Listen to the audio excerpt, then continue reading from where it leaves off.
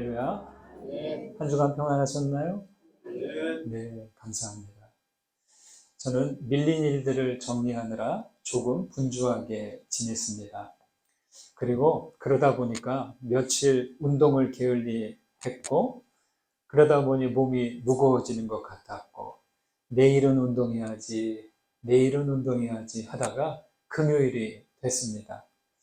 하지만 막상 금요일이 되어서도 머뭇대다가 저녁 직전에 비가 제법 주룩주룩 내리는데도 우산을 들고 나섰습니다. 그냥 걷자는 생각으로 장편천을 걸었고요. 비옥톱 공원까지 조금 빠른 걸음으로 다녀왔습니다. 종일 책상에 앉아 있다가 걸어보니까 관절과 근육이 삐그덕대는 소리가 들리는 것 같았고요. 어딘가 좀 부자유스러운 것 같았습니다. 그러나 곧 걷기에 적응했고 몸이 경직된 곳들이 제자리를 찾아갔습니다. 도로를 벗어나서 하천길로 탁 들어서자 주변이 갑자기 조용해졌습니다. 우산을 들고 비 오는 길을 걸으니까 어떻습니까? 우산을 때리는 빗소리, 그리고 하천을 흐르는 물소리만 들렸습니다. 비가 오니까요, 사람들이 나와 있지 않더라고요. 사람들은 보이지 않았고요. 대신 그 하천에 보니까 비를 맞으며 몸을 씻고 있는 오리들이 보였고요. 푸른 빛이 도는 새들이 분주하게 오가는 모습들이 보였습니다. 그리고 차오른 하천물에는 물고기들이 연실 튀어오르고 있었습니다.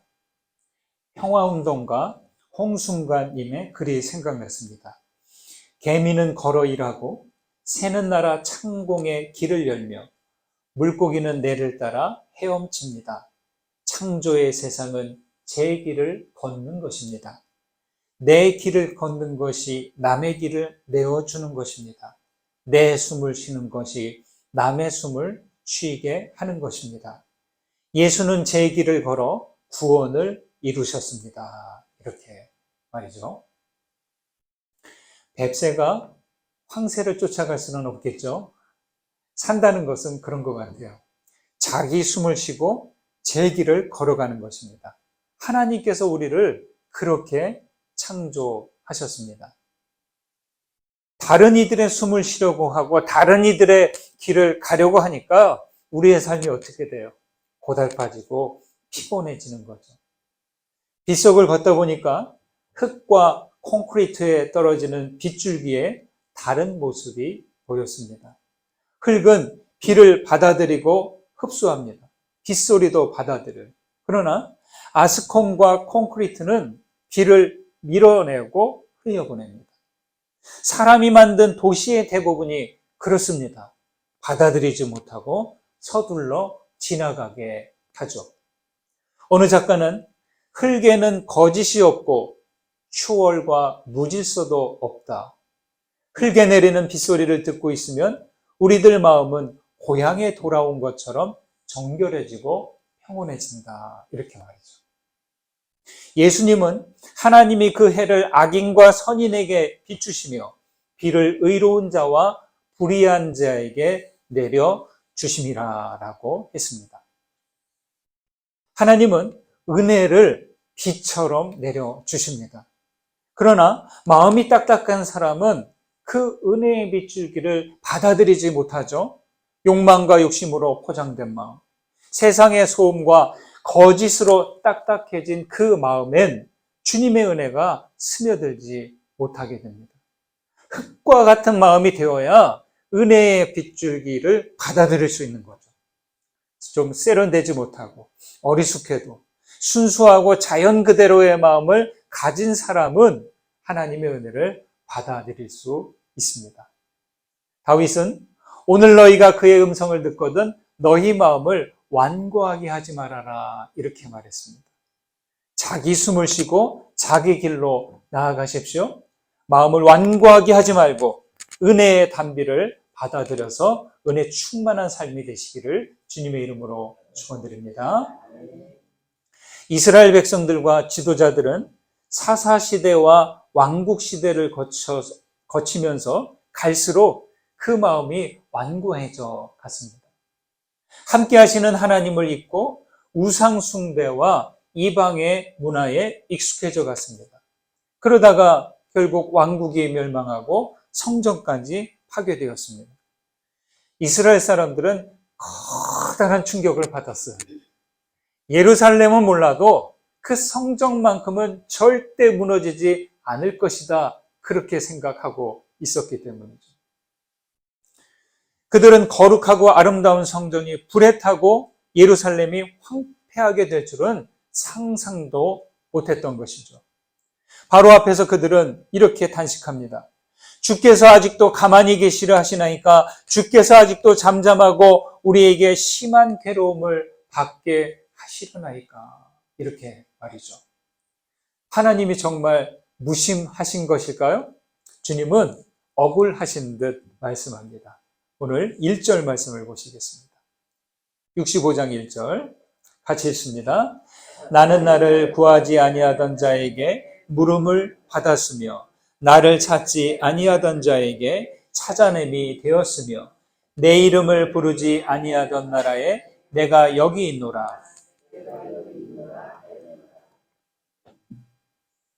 이스라엘이 아예 하나님을 찾지 않았던 것은 아닙니다. 문제는 이들이 우상 숭배를 떠나지 않고서 하나님을 찾았다는 데 있습니다. 이들은 공적으로는 여호와를 찾았지만 사적으로는 여러 우상들을 찾아다녔다는 거죠. 다다익선, 많으면 많을수록 좋다고 생각하신 걸까요? 3절과 4절에서는 그런 백성들을 고발합니다. 눈으로 따라와 보세요.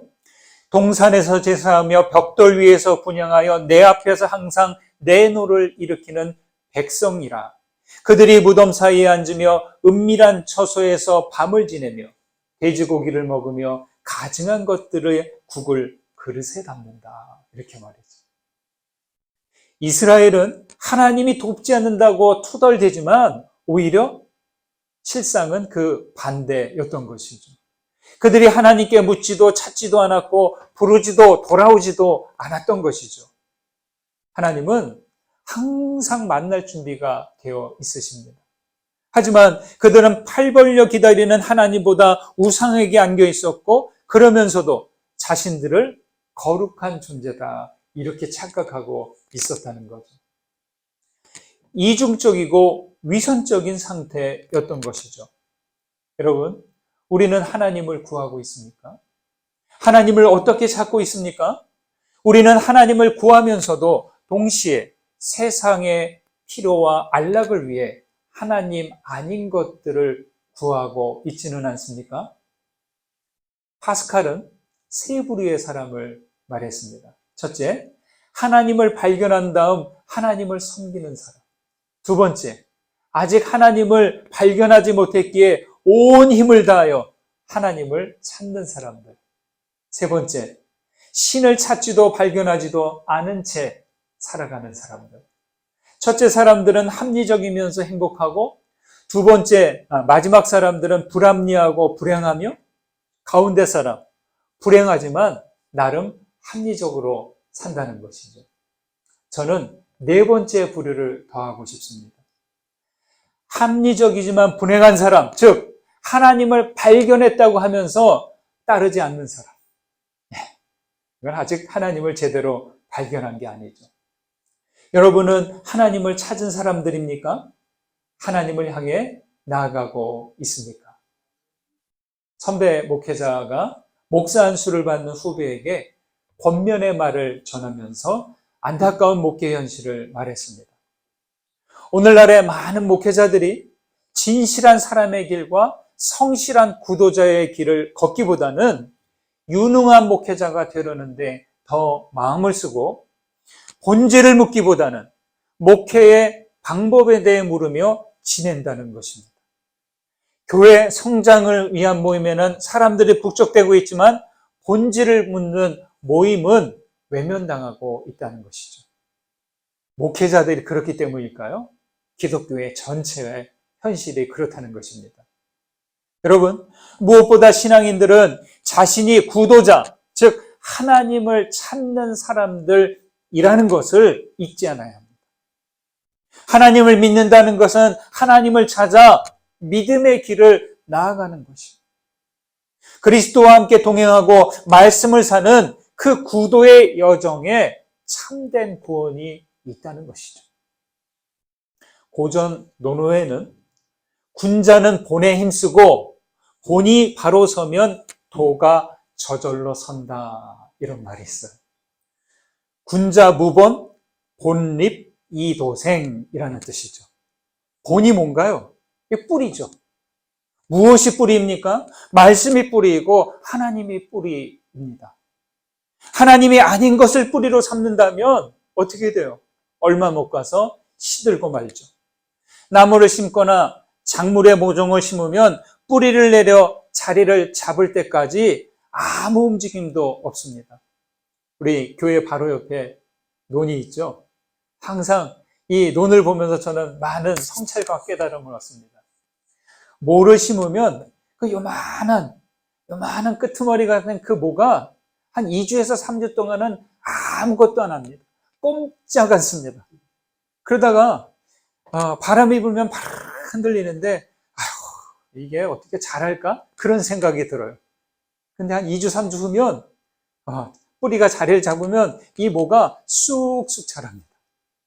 한 일주일 동안 휴가를 다녀오니까 그새 이렇게 바닥이 보이던 게 하나도 안 보일 정도로 자라났습니다. 놀랍지 않습니까? 신앙의 영역도 마찬가지죠. 다석 유영모 선생님은 사람이란 하나님을 찾아 마침내 제 마음속에 있는 얼라를 밝히는 것이다, 이렇게 말했어요. 얼라, 바로 진리의 영입니다. 우리가 하나님을 밖에서 찾는 게 아니라 내 안에 이미 계신 하나님을 찾을 수 있어야 되는 거예요. 하나님을 믿기는 믿는데 여전히 내 속이 어둡다면 아직 진리의 영이 내 안에서 밝아지지 않은 것이죠. 실내에 들어왔는데 어두워요. 어두컴컴해요. 어떻게 하세요? 제일 먼저 조명 스위치를 찾아서 스위치를 켭니다. 신앙은요, 하나님을 찾아 빛을 밝히는 것입니다. 여러분의 마음속은 어떻습니까? 환합니까? 하나님을 찾기를 중단하지 마십시오. 주님을 찾는 여러분의 마음이 날마다 환히 밝아지기를 간절히 소망합니다. 16절 말씀을 보실게요. 함께 읽습니다. 이러므로 땅에서 자기를 위하여 복을 구하는 자는 진리의 하나님을 향하여 복을 구할 것이요, 땅에서 맹세하는 자는 진리의 하나님으로 맹세하리니 이는 이전 환난이 잊어졌고 내 눈앞에 숨겨졌습니다. 사람의 선택과 결정은 자기 이익과 욕망을 따라가게 되어 있어요. 자기 이익을 위해서 혹은 욕망을 위해서 선택하지 않는 사람은 아마 없을 거예요. 간단히 말해 행복한 삶을 위해서 그렇게 합니다. 경건한 삶도 그렇고 우상을 쫓는 삶도 그 동기는 행복을 위해서입니다. 그러나 무엇이 참된 행복인 것인지를 분별해야 합니다. 그런 말이 있죠. 보기 좋은 떡이 먹기도 좋다. 항상 맞는 건 아니에요. 어느 정도는 맞지만 보기 좋은 떡이 모두 먹기 좋은 떡이 되는 것은 아니라는 거예요. 여러분, 빛깔만 좋다고 다 좋은 게 아니에요. 그래서 빛 좋은 게살구라는 말도 있지 않습니까? 그럴듯해 보이는 것들이 모두 행복으로 인도하지는 않는다는 거예요. 세상은 갈수록 팍팍해져만 갑니다. 매일 무한 경쟁 속에서 지내야 하고 나눌 떡이 넉넉하다는 그 풍요의 관념보다 아이고 나 먹을 것도 부족한데 나눌 것이 어디 있어 하는 이 고갈의 관념이 더 강하기 때문입니다. 그러다 보면 이웃을 생각하지 않고 자기만을 생각하게 되는 것이죠. 여쭤볼게요. 여러분 보시기에 우리 사회가 더 좋아진 것 같습니까? 아니면 더 나빠진 것 같습니까? 나빠진 것 같아요. 그죠? 그죠? 우리가 체감이 그래요. 갈수록 물질 문명은 더 풍요로워졌는데 세상은 갈수록 팍팍해지고 더 나빠진 것처럼 체감이 됩니다. 왜 그럴까요? 저는 그렇게 봐요. 세상은 어느새 나뿐인 사람들이 많아졌기 때문이에요. 네. 나뿐이에요. 자기만을 생각해요. 나뿐인 사람들이 많아지면 많아질수록 우리 세상은 나쁜 세상이 되어가는 것이죠. 나뿐인 사람은 원심력, 바깥으로 나가는 힘보다 구심력, 안쪽으로 향하는 힘이 더 큰 사람이에요. 원심력은 바깥으로 나가려는 힘이고 구심력은 안으로 끌어당기는 힘이에요. 우주에는 블랙홀이 있대요. 들어보셨어요? 블랙홀? 블랙홀이라는 말 안 들어보셨어요? 네. 중력이 너무나 강해서 무엇이든지 빨아들입니다. 그 중력이 얼마나 강한지 빛조차 빨아들이기 때문에 이렇게 천체망원경으로 관측하면 검은색으로만 보인다는 것이죠. 그런데요, 반대로 화이트홀이라고 있다고 합니다. 실제로는 관측되지는 않았지만 이론적으로는 존재하는 건데 블랙홀과 반대로 모든 것을 다 밀어냅니다. 모든 것을 다 내뿜습니다. 그런데요, 이 블랙홀과 화이트홀은 이어져 있다는 가설이 있어요. 네. 연결된 통로를, 이 블랙홀과 화이트홀을 이어져 있는데 이것을 연결하는 통로를 웜홀이라고 합니다. 갑자기 천체물리학 이야기를 해서 죄송한데요, 제가 이 이야기를 블랙홀, 화이트홀, 웜홀 이야기를 하는 이유가 있어요. 여러분, 저는 예수 믿는다는 것, 신앙으로 산다는 것은 블랙홀의 상태에서 화이트홀로 변화되어 가는 것이라고 생각합니다. 자기중심적으로 모든 것을 끌어당기는 상태에서 자기를 포기하고 하나라도 남기지 않고 나누고 섬기는 상태, 그걸로 변화해 가는 것, 이게 바로 신앙의 삶인 것이죠. 인간은 철저히 자기중심적으로 자기를 위해 살지 않습니까? 블랙홀과 같은 모습에서 타자를 위하여 상태, 화이트홀과 같은 모습으로 변화하는 것, 그게 바로 신앙의 삶인 것이죠. 어떻게 자기를 위하여 에서 타자를 위하여 변할 수 있을까요? 예수 그리스도를 통해서만 가능합니다. 예수를 통해서 시몬이 베드로가 되었고 부활의 그리스도를 통하여서 사울이 바울이 된 것이죠. 예수를 통해 미움이 사랑으로, 용서로 나아갈 수 있는 것이죠. 여러분, 예수 그리스도가 아니라면 어떻게 우리가 그 단계로 나아갈 수 있겠습니까? 블랙홀에서 화이트홀로 가려면 웜홀로 통과해야 하듯이 시몬에서 베드로가 되고 사울에서 바울이 되려면 예수님을 통해서 가는 것이죠. 우리가 구원받고 영생으로 나아가잖아요.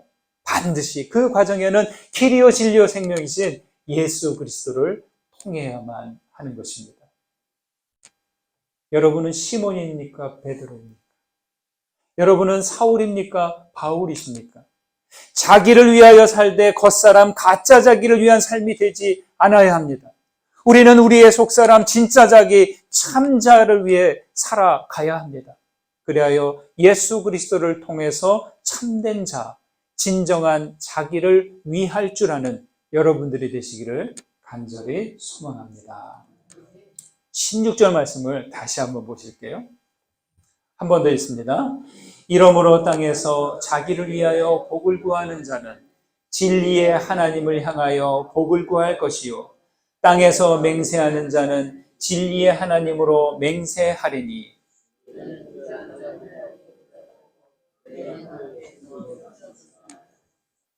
자기를 위하여라고 하는데 사실 인간의 자아는 안심할 수 없어요. 우리는 자주 내 마음을 나도 몰라 이 상태로 지낼 때가 많습니다. 사람은 배고플 때 마음과 배부를 때의 마음이, 배부른 다음의 마음이 다르고 화장실 들어갈 때의 마음과 화장실 나올 때의 마음이 다릅니다. 인간의 마음이 얼마나 양면적인지 모릅니다. 어떻습니까? 거짓 자아가 있고 참된 자아가 있습니다. 거짓 자아는 욕구 중심이지만 참자는 진리와 거룩함을 갈망합니다. 여러분, 거짓자가 복을 구한다면 어떤 복을 구할까요? 자기만을 위해서 욕망을 충족하는 것들을 구할 것입니다. 그와 달리 나의 참된 자기가 복을 구하면 어떤 복을 구할까요? 자기 욕망을 위한 복이 아니라 하나님이 주시고자 하는 복을 구할 것입니다. 예수께서 겟세마네에서 이렇게 기도하셨죠. 아버지여, 할만하시거든 이 잔을 내게서 지나가게 하옵소서. 그러나 나의 원대로 하지 마옵시고 아버지의 원대로 하옵소서. 지나가게 하옵소서 할 때는 참자가 아니에요. 예수님의. 그러나 아버지의 원대로 하옵소서라고 하실 때는 진정한 참된 자기가 구하는 기도죠. 여러분, 거짓자가 원하는 복을 구하지 말고 나의 진짜 자기가 원하는 복을 구할 수 있어야 합니다. 하나님께서 주시고자 하는 생명의 복을 구하실 수 있어야 합니다. 자기를 위하여 복을 구하는 일은 그건 나쁜 거 아니에요. 내가 살기 위해서, 내가 진정한 삶을 위해서, 나를 위해서 구해야 되죠. 다만 참된 것을 구하고 올바른 것을 찾아야 합니다. 이스라엘은 여호와 하나님께 구하기도 하고 우상을 찾아가기도 했습니다. 사람의 자아는 늘 불안해요. 그러니까 이것도 붙잡고 저것도 붙잡고 하는 거죠. 이것도 좋고 저것도 좋고 다다익선이죠. 여러분, 불안한 상태로는 온전한 것을 구하지 못합니다. 따라서 우리는 온전한 기준인 말씀을 붙잡아야 하는 것이죠. 영어권에서는 성경, 정경을 캐논이라고 합니다. 척도, 자조, 목수의 다림줄 이런 것을 뜻하는데 여러분, 평생 집을 지은 사람도 작업할 때 이 캐논, 다림줄과 자가 없으면 조금 더 집을 지을 수가 없습니다. 인생에게는 기준, 규범, 계명이라는 캐논이 있어야 됩니다. 여기 16절에서 진리의 하나님을 향하여 복을 구하라 라고 합니다. 따라해 보실까요? 진리의 하나님을 향하여 복을 구하라. 어째서 하나님을 향해야 될까요? 진리의 하나님이 인생의 캐논이 되시고 변하지 않는 절대가 되시기 때문입니다. 하나님은 시간으로 영원이시고 부분이 아니라 전체시며 만유 위에 계시고 동시에 만유 안에 거하시는 분이십니다. 하나님을 향하지 않고 하나님 가까이 다가가지 않으면 우리의 마음과 생각과 일상과 세상 모든 것들이 어떻게 될까요? 뒤죽박죽인 것이죠. 하나님이 없는 세상은, 그 사회는 엉망이 되고 혼란이 있고 뒤죽박죽이게 됩니다. 라비 조너선 섹스는 성전과 안식일이 얼마나 소중한지를 이렇게 표현했습니다. 나는 신성한 시간인 안식일과 신성한 공간인 성전이 불안한 영혼이 안식을 찾는 곳이라고 믿는다. 마음이 열리고 정신이 비상하는 곳, 우리가 이 시간, 이 공간보다 더 큰 무언가의 일부라는 것을 아는 곳, 귀를 기울이면 피조물이 창조주께 노래하는 것을 들을 수 있는 곳, 우리의 죄와 실패를 하나님께서 가져가서 정결함을 얻는 곳, 삶에는 우리가 존중해야 할 질서가 있음을 느끼는 곳, 그리고 하나님이 산 꼭대기가 아니라 바로 여기 우리 가운데 가까이 계심을 아는 곳이라고 믿는다. 저 여러분이 지금 바로 여기에 있습니다. 기도와 말씀과 주일 지키기가 중요한 이유가 바로 이것입니다. 불안한 영혼이 안식을 찾는 것, 마음이 열리고 나의 정신이 하늘로 비상하는 것이고, 정결함을 얻고 하나님의 현존을 가까이 경험하는 시간이기 때문이죠. 중요한 것은요, 내가 여기든지 저기든지 이때이든지 저때이든지 하나님을 향하고 있느냐 아니냐, 하나님을 향해 한 걸음이라도 나아가느냐 아니면 우상을 향해 나아가고 있느냐, 이 차이입니다. 이 차이가 지금과 앞으로의 우리 전 존재를 결정하게 될 것입니다. 땅에서 자기를 위하여 복을 구하는 자는 진리의 하나님을 향하여 구할 것이요. 여러분, 이 말씀을 꼭 기억하시기 바랍니다. 거짓자가 아닌 참자가 복을 구하게 하십시오. 복을 구하되 진리의 하나님을 향하여 구하고 현존하시는 하나님과 함께 성령의 임재와 함께 복된 매일을 살아가시기를 주님의 이름으로 축원드립니다. 받은 은혜 생각하면서 거듭의 기도 드리십니다. 하나님, 욕망과 욕심으로 세상의 소음과 거짓들로 딱딱해진 우리의 마음을 주님의 손길로 어루만져 주옵소서. 목마름으로 하나님을 찾게 하시고 주님만을 섬겨 살게 하옵소서. 자기를 위하여 복을 구하되 우상을 향하지 않고 하나님을 향하여 참된 복을 구하게 하여 주옵소서. 거룩한 주일마다 주님 안에 거할 때 우리의 불안한 영혼이 안식을 찾으며 하나님의 현존 안에 머물게 하여 주옵소서. 예수 그리스도의 이름으로 기도드립니다. 아멘.